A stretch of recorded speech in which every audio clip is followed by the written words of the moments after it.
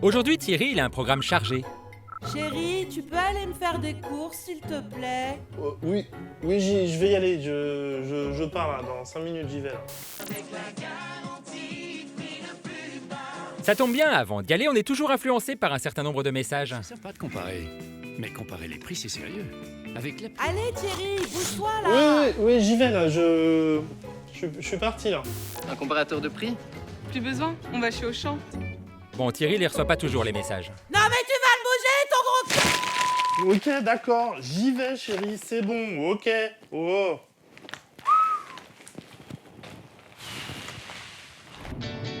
Parce que quitte à faire ses courses, autant aller où c'est le moins cher, non?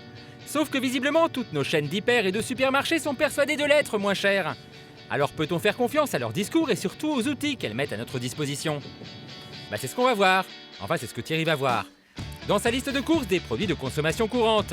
Des mouchoirs, du beurre, des yaourts, des pâtes, du liquide vaisselle, enfin la consommation courante quoi.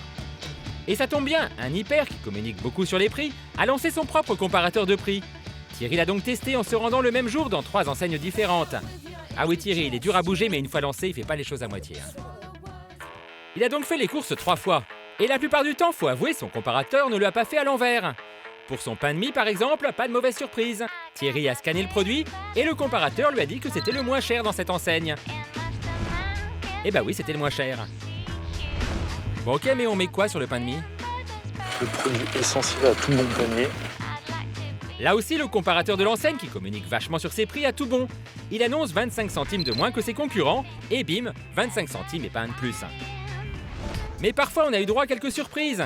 C'est qu'avec les comparateurs de prix, il faut faire attention à la date où la comparaison de prix a eu lieu. Sur ces petits pots pour bébé, par exemple, annoncés par notre comparateur à 2,05 €, au rayon, ils avaient augmenté. De 2 centimes, certes, mais nous, on est des oufs, on laisse rien passer. Autre déconvenu avec une marque d'eau minérale assez connue. Dans l'enseigne supposée la moins chère, le produit n'est pas reconnu par le comparateur du magasin. Comme s'il n'existait pas, alors qu'il existe, vu que Thierry l'a dans les mains. Et curieusement, cette fois, Thierry l'a trouvé moins cher ailleurs, cette eau minérale. C'est peut-être pour ça que notre comparateur ne voulait pas trop comparer, peut-être. Au final, sur nos 10 produits de consommation courante, 9 ont bien été annoncés moins chers par notre comparateur de prix. 9 sur 10, c'est pas mal, non? On fait confiance alors? Alors les comparateurs de prix, ils sont là, ils vont rester, c'est dans le sens de l'histoire, il ne faut surtout pas les interdire. Ce qu'il faut, c'est savoir les décoder, savoir les interpréter. C'est comme les contrats d'assurance, il ne faut pas plonger dessus, il faut toujours regarder les petites lignes en bas à droite ou en bas à gauche. Les comparateurs du prix, c'est la même chose. Ils ne mentent pas, ils disent la vérité, mais surtout ils disent leur vérité. Et il faut savoir les interpréter. Leur vérité, lire les petites lignes, savoir les décoder. On n'est pas parano, mais ça nous a pas vraiment rassurés. À croire que tout ça c'est du commerce et que nous ne serions que des pions manipulables. Non. Donc il y a une guerre à la part de marché très forte. Il faut conquérir le consommateur. Il ne faut surtout pas le perdre, il faut en gagner d'autres. Et ça se fait aujourd'hui par le prix parce qu'il y a un problème de pouvoir d'achat. Donc du coup, ils communiquent dessus. Donc c'est de la communication. C'est montrer qu'on est moins cher que son voisin. Et à partir du moment où il y en a un qui a attaqué sur le prix, les autres ont forcément répliqué. Quand ça ne passe pas par une appli de comparaison de prix sur smartphone, les enseignes ont d'autres trucs. Comme s'engager sur un certain nombre de produits sur les prix les plus bas. Dans cette enseigne, pas moins de 500 produits garantis moins chers que les autres. Pas de bol pour Thierry, il n'y en avait aucun qui correspondait avec sa liste de courses. Faut avouer que parfois, c'est spé. Chocolat menthe.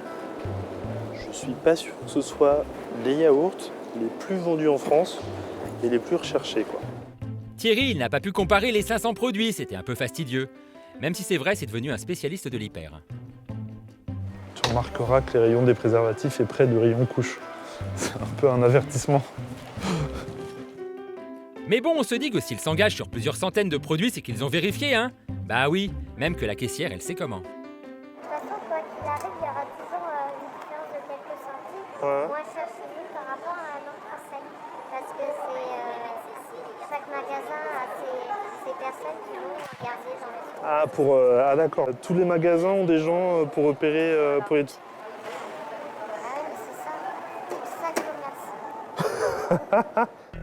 Et à l'heure du 2.0, l'espionnage de la concurrence est devenu beaucoup plus facile. Avec l'essor des drives, ces magasins où l'on vient retirer le panier commandé sur Internet, les hypermarchés ont ouvert leurs portes et leurs prix à tous. Il suffit de les relever. C'est ce que fait Karine. Enfin, elle n'est pas toute seule. Alors on va se connecter sur tous les magasins des distributeurs qui sont présents sur Internet et via des robots, nous allons collecter toute la donnée disponible sur Internet tous les jours de manière à relever les prix, les promotions et tous les produits qui arrivent en magasin. Chaque jour, Karine et ses robots analysent 12 millions de prix. C'est bien ça, mais à quoi ça sert? On a vraiment besoin de connaître 12 millions de prix, nous? Vous ne consommez pas la même chose que votre voisin. Donc ce que vous mettez dans votre panier, c'est ça qui est intéressant de comparer avec intelligence dans les magasins qui sont proches de chez vous, puisque les prix ne seront pas les mêmes près de chez vous qu'à quelques pâtés de maison ou dans d'autres régions de France. On a donc testé son comparateur avec notre liste de courses. Et il a fini par nous dégoter le drive le moins cher dans un rayon de 15 km. Après, est-ce qu'on a envie de faire 15 km pour gagner 3 €? Ça, faut voir. Mais ce qui est sûr, c'est qu'il y a quand même un moyen de faire baisser la facture. Ce sont beaucoup des familles avec enfants qui font les courses sur Internet. Vous allez avoir un panier moyen aux alentours de 80 €. Et quand vous êtes vigilant à aller chercher les bons plans, faire des économies, vous allez pouvoir économiser 10-15 € sur votre panier de courses.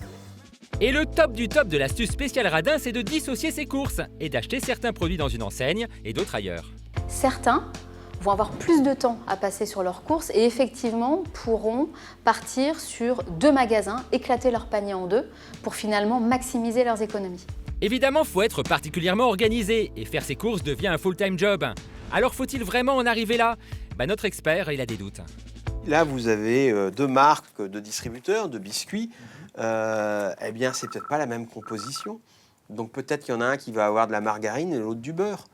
Donc ça ne veut pas dire s'il y en a un qui est plus cher que forcément, faut pas le prendre. Peut-être que le produit est plus sain. Donc faut pas juste s'arrêter au prix. Si les industriels investissent moins, peut-être qu'on aura des produits moins sains. L'exemple de la viande de cheval, c'est un bel exemple où il faut comprendre qu'on ne peut pas aller trop loin. À des moments donnés, il faut accepter de payer le bon prix. Et les comparateurs de prix ne poussent pas toujours vers le bon prix. Ils poussent vers le moins cher, ce qui n'est pas la même chose. Ah, pas faux ça. En même temps, Thierry, il s'en fout, il n'y avait pas de lasagne dans sa liste de courses.